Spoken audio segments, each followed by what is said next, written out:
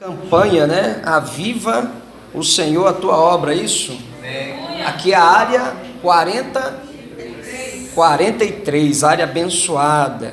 Louvado seja Deus. 1 Reis, capítulo de número 18, versículo de número 30. Me acompanhe, louvado seja Deus, nessa leitura. Diz assim a palavra do Senhor: Então Elias disse a todo o povo: Chegai-vos a mim. E todo o povo se chegou a ele e reparou o altar do Senhor que estava quebrado.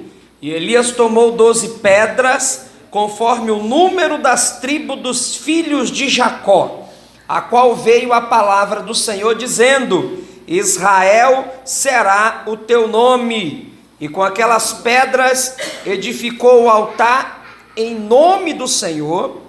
E depois fez um rego em redor do altar, segundo a largura de 2 medidas de semente. Então armou a lenha e dividiu o bezerro em pedaços e o pôs sobre a lenha. E disse: Enchei de água 4 cântaros e derramai-o sobre o holocausto e sobre a lenha. E disse: Fazei a segunda vez. E o fizeram a segunda vez, e disse ainda: Fazei-o a terceira vez, e fizeram a terceira vez, de maneira que a água corria ao redor do altar, e ainda até o rego se encheu de água. Sucedeu, pois, que ofereceu-se a oferta de manjares. O profeta Elias se chegou e disse: Senhor Deus de Abraão, de Isaque e de Israel, manifesta-te hoje que tu é Deus em Israel, e que eu sou teu servo, e que conforme a tua palavra fiz todas estas coisas. Respondeu-me o Senhor, e respondeu-me para este povo: Conheço tu, Senhor, e és Deus que tu fizestes tornar o coração para trás. Então caiu fogo do céu, consumiu o holocausto e a lenha, a pedra, o pó, e ainda lambeu a água que estava no rego. E que, vendo todo o povo, caiu sobre o seu rosto e disse: Só o Senhor é Deus, só o Senhor é Deus. Até aqui está lindo. Vamos orar?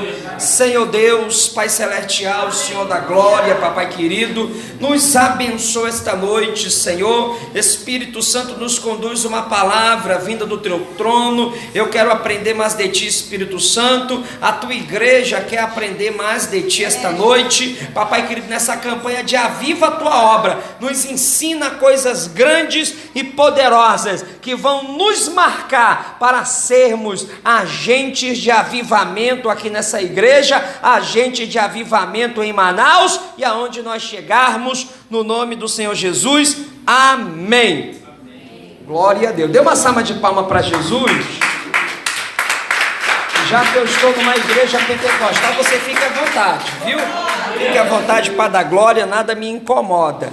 Queridos irmãos, é bem verdade que quando eu leio o ministério, ou compreendo as narrativas históricas do ministério de Elias, eu entendo que ele era mais que um profeta. Verdadeiramente Elias foi um perfeito missionário e que fez história no reino de Israel. E ele trouxe um avivamento poderoso para aquela nação. E se eu quisesse dar um tema hoje para essa mensagem, eu daria: avivamento em tempos de crise. Elias, ele tinha algumas características maravilhosas que fizeram dele um homem sem igual, um profeta sem igual, um perfeito missionário, um perfeito avivalista, que trouxe algo tremendo para aquela nação. E eu quero trazer aqui, querido, verdadeiramente nessa narrativa, alguns aprendizados para nós sermos bênção e trazermos o avivamento aonde nós estivermos verdadeiramente. Mas Elias, ele tinha algumas características sem igual. O que a gente pode aprender aqui? Elias, ele era um homem decidido. Enquanto todos estavam queridos, verdadeiramente adorando a Baal, se prostituindo espiritualmente com os manjares desse mundo, ele decidiu servir a Deus, ele decidiu ser profeta de Deus, ele decidiu ser homem de Deus, ele decidiu ouvir a palavra do Senhor. E a Bíblia nos faz compreender que esse homem, ele tinha uma fé tremenda, ele era um homem de coragem. E eu já quero abrir um parêntese aqui: Deus não usa covardes, Deus usa pessoas corajosas, Deus usa pessoas verdadeiramente, meus irmãos, que têm coragem de enfrentar dificuldade, de enfrentar luta, se for o caso, vai enfrentar demônios, vai enfrentar o diabo, mas vai enfrentar no nome do Senhor Jesus, alguém de coragem, que entende o seu chamado. A Bíblia nos faz compreender, querido, que Elias, ele era um homem de caráter bem fundado. Não tinha dinheiro, não tinha Jezabel, não tinha ninguém que estava no trono, não tinha ninguém que estava no reino, que podia ludibriar ou tentar mudar a mentalidade do caráter de Elias, porque ele sabia que, independente dos rumores de mudanças na terra, quem estava no controle de tudo era o Deus dos céus, é o Deus que tinha chamado ele para ser profeta, é o Deus que tinha levantado ele com uma mensagem poderosa. A Bíblia nos faz entender que Elias é um homem de fogo. Aleluia, um homem que era um homem de palavra. O que é que eu aprendo aqui? Que não basta sermos uma igreja de palavra, nós precisamos também ter palavra, mas nós precisamos também ter fogo. Eu achei lindo quando eu cheguei aqui, né? Que a irmã cantando, né? No playback, sentindo o poder de Deus e cantando em mistério. Eu digo, verdadeiramente eu estou numa Assembleia de Deus. Verdadeiramente eu estou num lugar, aleluia, onde o Espírito Santo habita. Porque antigamente, irmão, não tinha muita coisa, não tinha bateria, não tinha quem tocasse, não tinha som. Mas quando era cantado os hinos da harpa, aleluia, em qualquer lugar, em qualquer esquina, aonde tinha um assembleiano, meus irmãos, tinha uma harpa, tinha palavra, aleluia, e se abrisse brecha, a gente cantava o hino da harpa, e pessoas eram cheias do Espírito Santo, eram batizadas com o Espírito Santo, aleluia, por causa da presença de Deus que existia no nosso meio. Aleluia, Deus. Glória a Deus. Então, já está provado mais do que nunca que nós não precisamos de tanta tecnologia. É claro que a tecnologia, o conforto, ele é bom, ele é agradável, ele é necessário, mas antes de tudo isso, nós precisamos entender que Deus está dentro de nós e que Deus está aqui, e que Ele está aqui. Ele pode fazer grandes coisas ainda nesta noite, Ele pode operar infinitamente, aleluia, através da palavra e através do fogo, do poder de Deus aqui neste lugar. Aleluia! Mas vamos aqui. Que tipo de crise existia dentro do povo de Israel, podemos dizer assim, dentro de Jerusalém naquela época? Existiam crises que eram crises terríveis. Elias vivia num tempo a qual eu separei aqui pelo menos 3 tipos de crises que assolavam na sua época. Primeira crise, crise política. Olha que coisa terrível, um rei mundano, Acabe. Uma mulher que é considerada na Bíblia Sagrada como uma feiticeira. Uma mulher que é considerada em Apocalipse como um demônio, que era Jezabel, a qual atraiu todo o povo para adorar Baal. Uma mulher, meus irmãos, e uma política que estava verdadeiramente adulterada, uma política que estava em crise, um reinado que já tinha esquecido Deus, já tinha esquecido os grandes feitos que o Senhor tinha feito para aquele povo, e agora colocam Baal, e agora colocam Asteroide, e agora colocam, aleluia, estátuas que não podiam se cuidar, não podiam enxergar, e esqueceram o Deus Todo-Poderoso, que tinha abrido o mar, que tinha derrubado o gigante, que tinha feito grandes coisas no meio do povo. Um Deus, aleluia, que caminhava durante o dia numa nuvem, não deixando o seu povo ser ferido pelo sol. O Deus que caminhava pela noite numa coluna de fogo, aquecendo o seu povo. O povo agora tinha esquecido de Deus. O povo agora estava bem. E o reino agora, a política agora, foi entregue. O domínio de tudo foi entregue para um rei mau. Um rei adulterador espiritualmente. Uma mulher que praticamente seduziu a maioria dos sacerdotes e dos profetas da época para adorar outros deuses. Existia também uma crise social. Não havia lavoura, não havia chuva. A Bíblia diz que o começo do ministério de Elias foi ele profetizando. E ele ainda diz assim: digo eu, que não chova sobre Israel.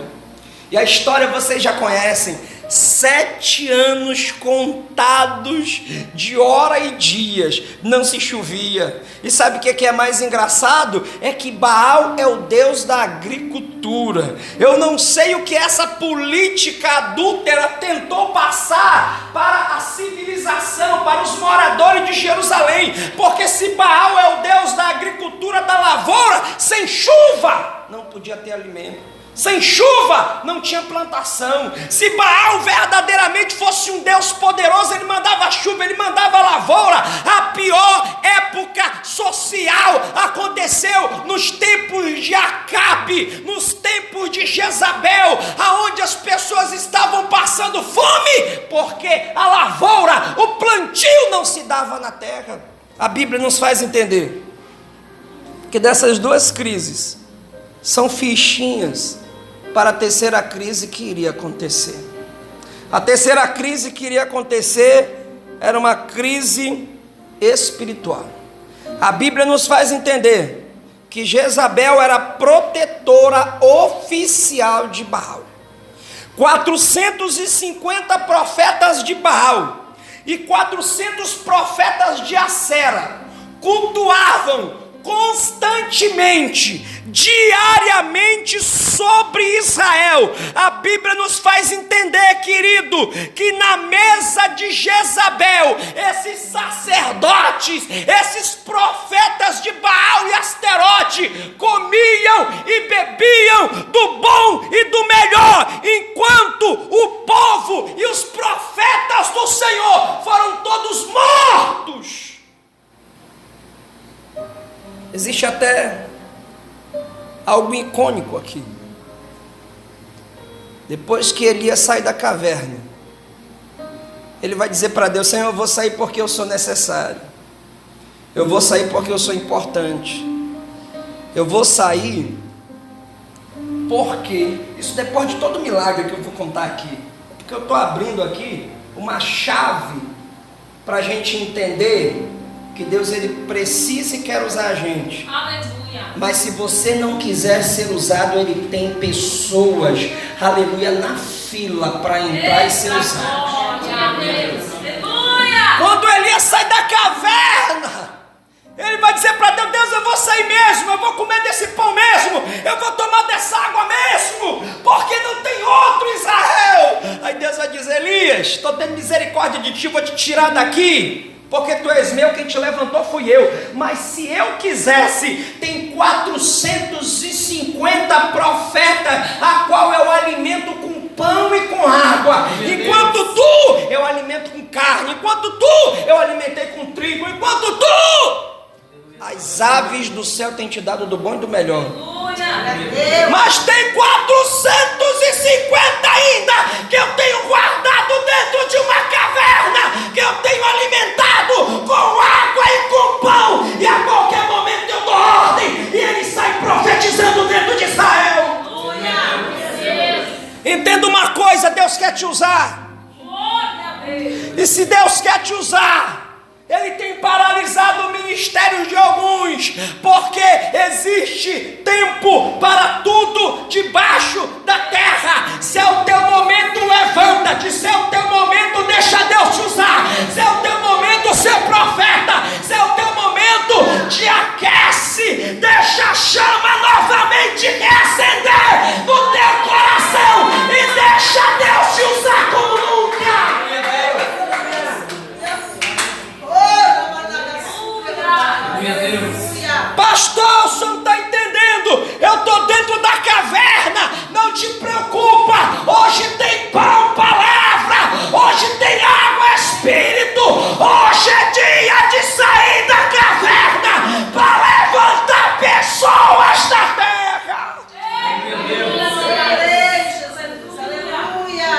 Aleluia, Deus. Mas eu não quero sair da mensagem.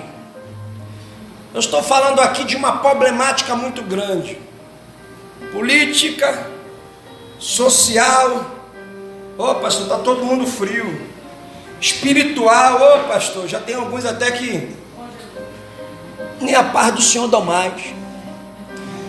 Já tem uns que aparecem, já aparecem meio desconfiado por aqui. Demora a aparecer, quando aparecem, estou meio desconfiado.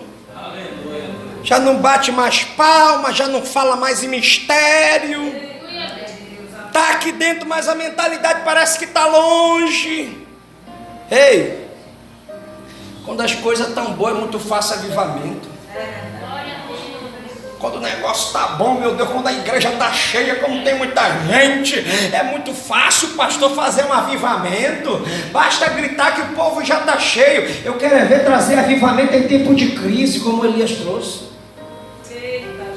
No meio de crise social, crise, aleluia, política, crise espiritual. Ei, eu vou te dizer uma coisa: Deus sempre tem alguém para ser usado como instrumento de avivamento.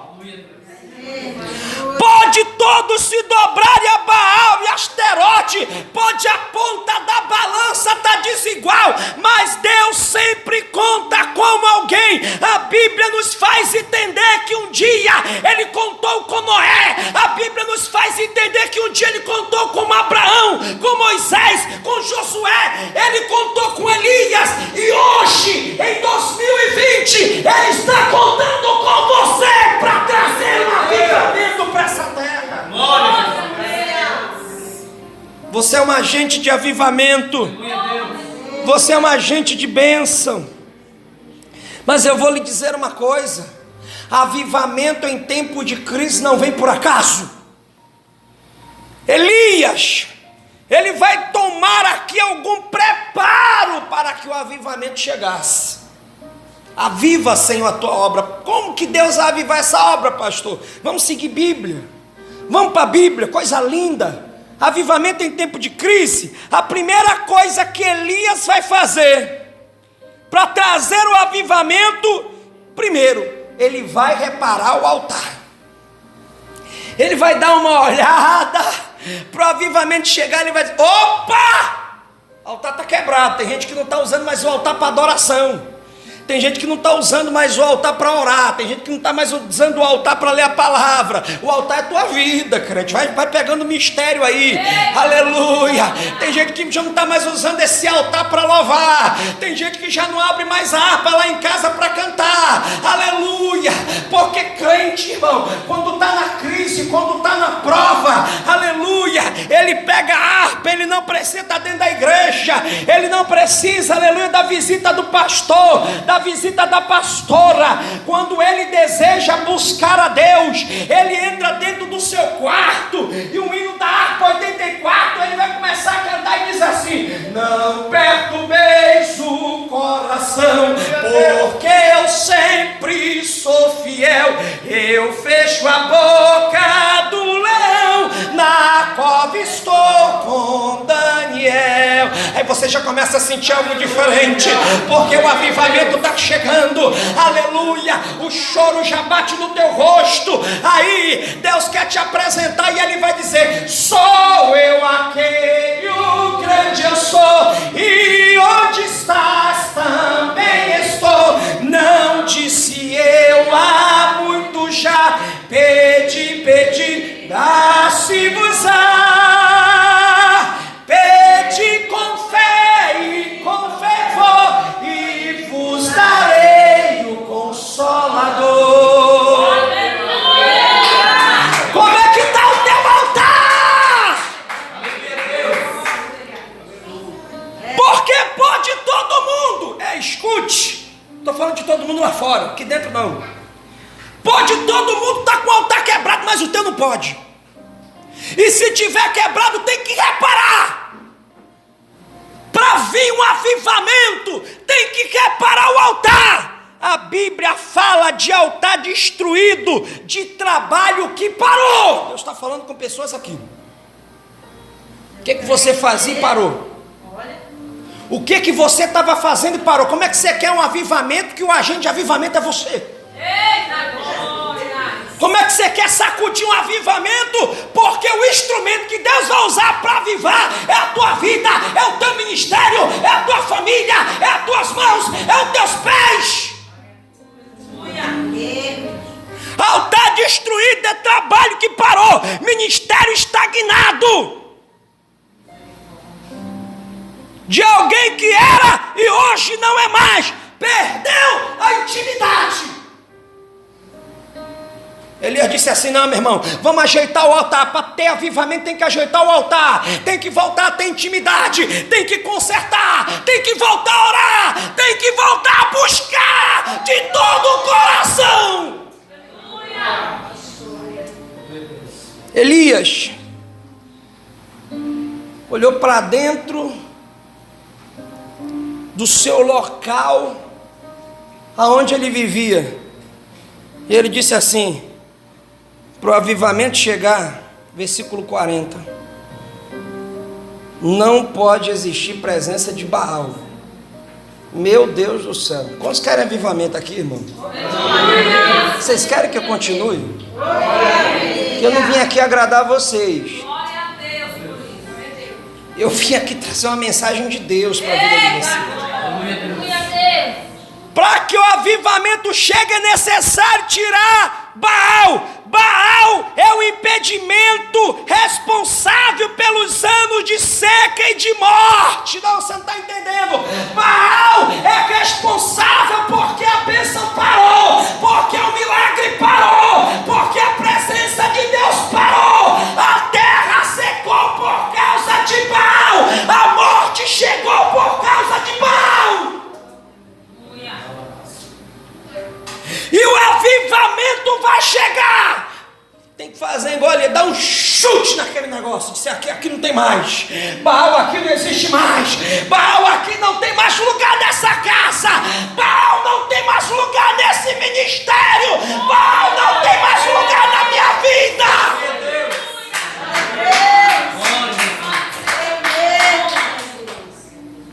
Elias matou os profetas de Baal. Ei. Ei, não adianta pegar Baal que está na esquerda e colocar na direita. Não adianta tirar Baal que está em cima e colocar hoje embaixo. Não, Deus está falando com pessoas aqui. Deus está falando comigo aqui. Para que haja o avivamento verdadeiro, não se engane mais.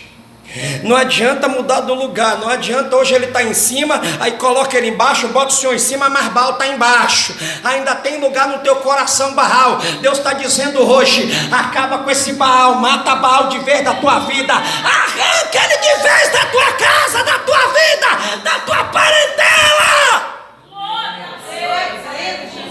Baal não tem mais lugar no nosso meio. Não adianta botar roupa nova, se adornar. Não adianta.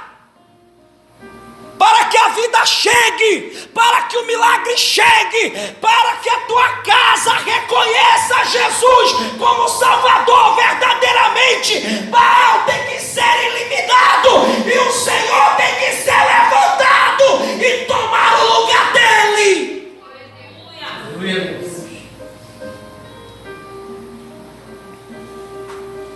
A Bíblia diz que Elias tirou Baal, matou os profetas de Baal, disse aqui: nunca mais. Você não está entendendo? Foi uma carnificina terrível, historicamente aqui falando. Depois que o fogo desceu, lambeu a água, e que Deus respondeu, e que o povo abriu o olho e disse assim: meu Deus, 7 anos sem nada, 7 anos em miséria, 7 anos na prova, 7 anos na luta, 7 anos sem sentir a presença, 7 anos sem sentir o milagre. Deus está falando com pessoas aqui que quer continuar nesse ano de 2020 do mesmo jeito, quer continuar sem sentir presença, quer continuar seco, quer continuar pobre, quer continuar com o olho seco, quer continuar sem sentir a presença de Deus. Elias olhou e disse: ei, o povo olhou e disse assim: rapaz, Deus voltou, o fogo voltou, a glória voltou, o poder voltou, Deus voltou a falar, Deus voltou a bradar. Aí Elias diz: está vendo os 450 de Acera, está vendo os 450 de Baal? Pega espada e matem todos. 850 profetas de Baal e Acera foram mortos. Sabe por que Deus fez tudo isso? Para nos ensinar uma lição. Não pode ter, aleluia, Baal vivo na nossa vida. Não pode existir pecado na nossa vida vivo. Não pode existir dois pensamentos na nossa mentalidade. Deus está dizendo hoje: coloque ele no pedestal, coloque ele como teu alvo, coloque ele, aleluia, acima de tudo e de todos. Não, você não está entendendo. Coloca Deus embaixo, coloca Deus em cima, coloca Deus dos lados, coloca Deus na frente, coloca Deus na tua retaguarda. Deixa esse Deus te cercar por todos os lados. Confia nele. Confia somente nele.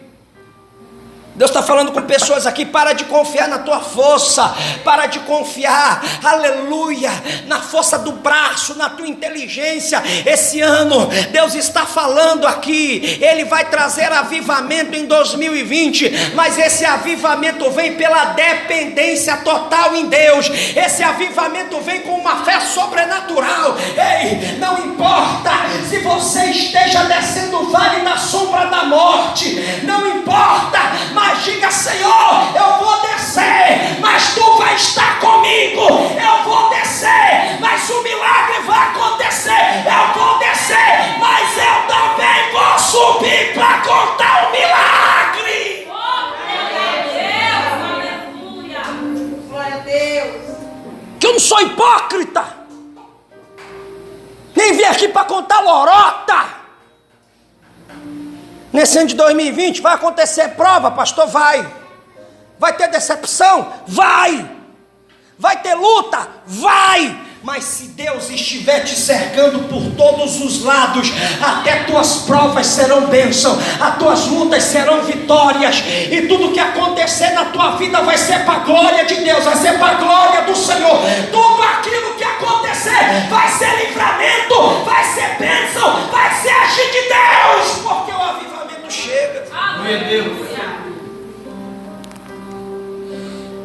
Escute, já vou terminar. Elias, a Bíblia nos faz entender, no versículo 42 do 18, que para que todas essas coisas acontecessem, ele teve que dar uma subida, ele teve que dar uma guinada. Aleluia. Quem sabe você tem medo, é tímido. Quem sabe você já passou por algumas decepções e que te fazem travar na hora de subir.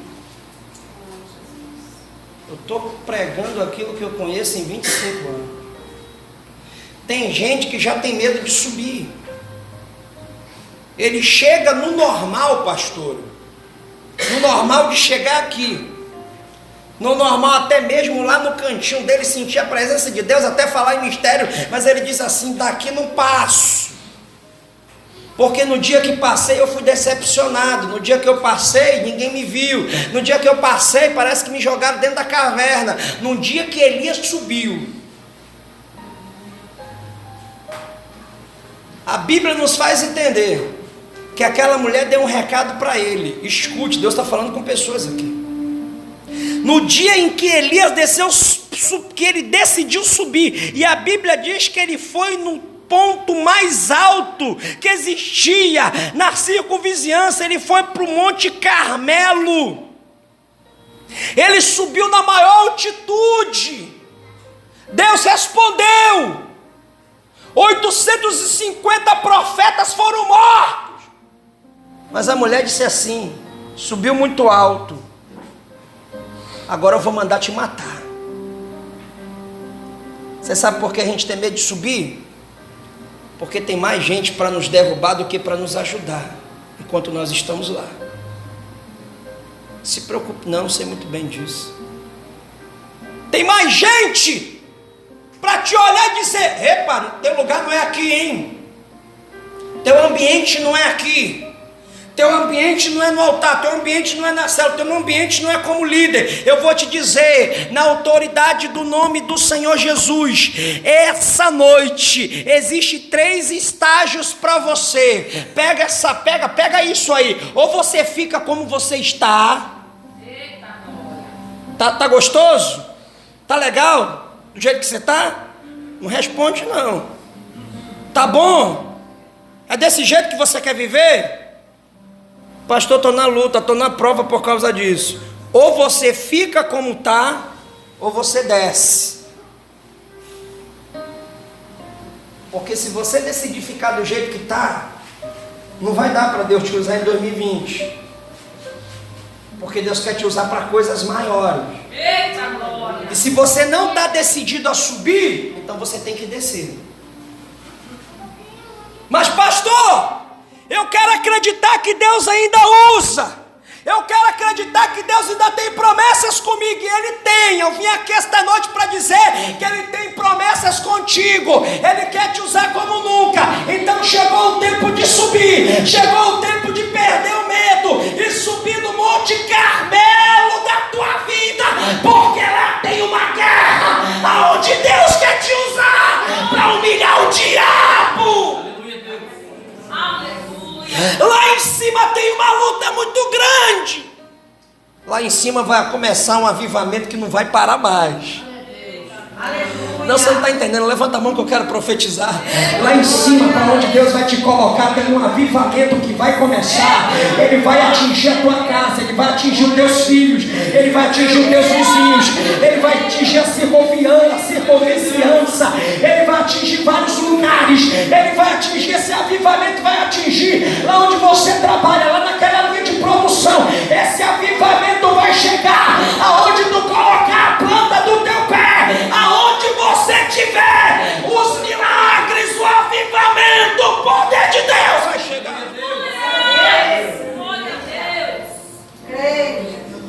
Então é hora de subir. Pastor, onde é que eu preciso subir? Na oração, no conhecimento da palavra, no trabalho cristão, no amor, na fidelidade, no liberalismo. Deus te deu, devolve para Ele. Deus tem te abençoado, devolve o que é dele. Não vou trabalhar isso aqui.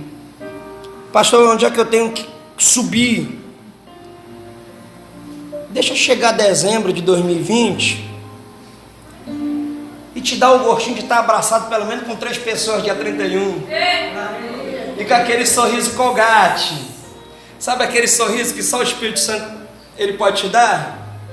Aí você vai chegar aqui dia 31 de 2020 e vai dizer, vai mais ou menos cantar aquele hino da harpa que diz assim: eu quero trabalhar para o meu Senhor, eu quero fazer tudo com amor, quero eu cantar e orar, e ocupado quero estar, sim, na vinha do Senhor. Trabalhai e orai na seara e na vinha do Senhor. Quero eu cantar e orar, e ocupado quero estar, sim, na vinha do Senhor. Você trabalhou de janeiro a dezembro na vinha. Aí no dia 31 vai estar os teus frutos aqui do teu lado aqui. Quem é, pastor? Não sei. Quem é, pastor? Teus filhos? Nora? Vizinho? Mas vai estar aqui. Diga, esse ano eu não estou de mão vazia não. Esse ano Deus me deu, esse ano Deus me acrescentou. Esse ano eu subi na oração, eu subi na palavra. Esse ano eu decidi ser o avivamento aonde eu chego. Daqui, Senhor, não é meu, são Deus.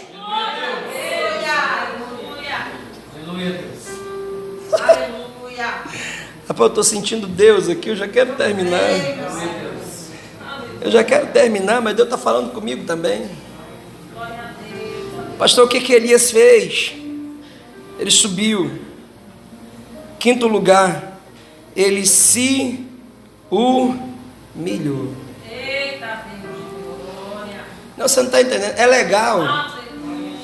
É legal quando você chega num culto aqui, tem fogo, tem mistério, tem manto. Na hora que o fogo caiu, o povo de Israel matou os caboclos tudinho lá. Mas o que estava faltando para o povo? O que estava faltando? Chuva. Aí Elias foi para o cantinho, disse assim: Senhor, não dá mais para mais viver um momento,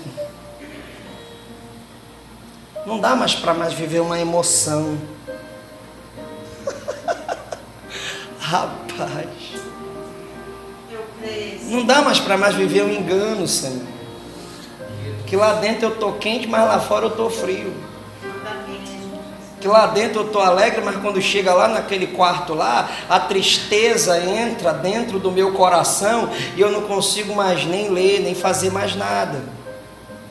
Elias disse assim: Senhor, tu mandou fogo e o povo se alegrou. Agora eu quero que o povo veja o milagre aonde eles chegaram. A Bíblia nos faz entender que por 7 vezes ele foi na ponta do monte, dobrou o joelho. Primeira vez, segunda vez, terceira, quarta, quinta, sexta. Todas essas vezes tem um tempo dentro da história. Não dá para me falar. A quinta vez a sexta vez é a vez do homem, mas a 7ª é a vez de Deus. Vou falar 2 últimos.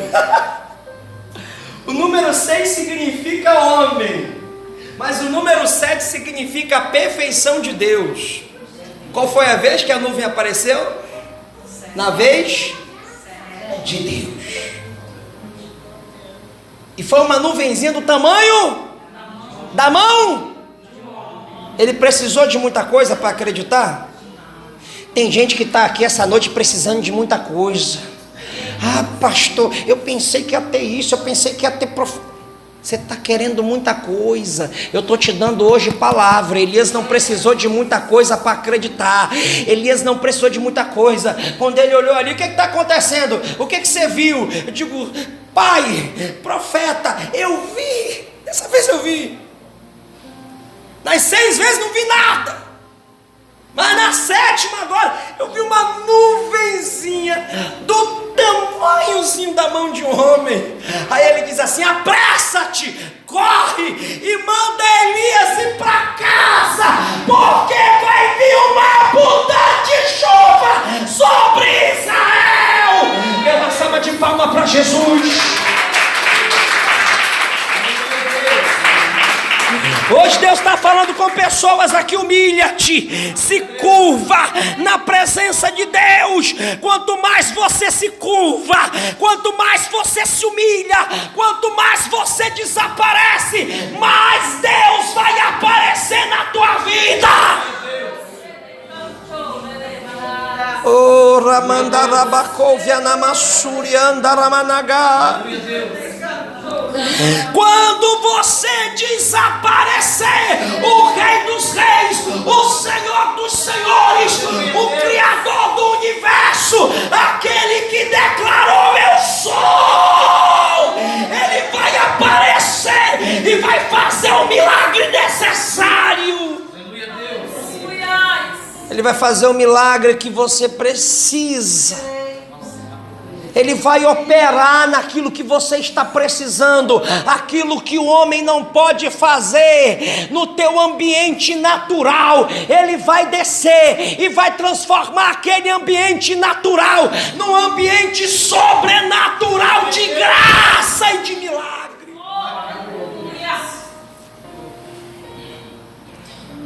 A Bíblia nos faz entender que depois de tudo isso, ele orou. Versículo 42, ele orou, e Deus derramou um avivamento como resposta de oração. Ah, pastor, é outra coisa que eu aprendi aqui. Deus não faz nada na terra se não for por oração. Quantos aqui querem muitas coisas, muitas bênçãos? Muitas bênçãos. Você já orou por ela? Dia 31 aqui teve o culto aqui, culto da virada, lá na central, né? Teve o culto da virada lá, e alguém mandou você dobrar o joelho e dizer assim: peça-te Deus agora o que você quer. Teve gente que por acaso, né, que está tão, pastor, faz 30 anos que eu peço nada, está meio desanimado.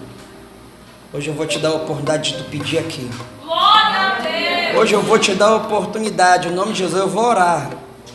E você vai pedir, você não vai desistir. Ei, Deus não faz nada que não for por resposta de oração. Se você pedir, pode até demorar, pode até tardar.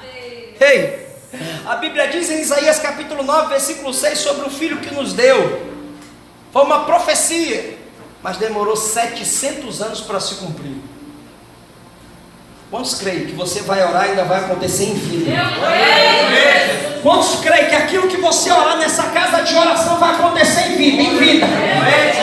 Não, tem gente que está com pouca fé. Quantos creem que aquilo que você pedir, aquilo que você orar, vai acontecer em 2020? Quantos creem? Hoje eu vou te dar a oportunidade de orar. Sétimo lugar. Isso aqui é pedagógico. Orou. Em sétimo, ele perseverou orando. Opa, eu orei, não vou parar de orar.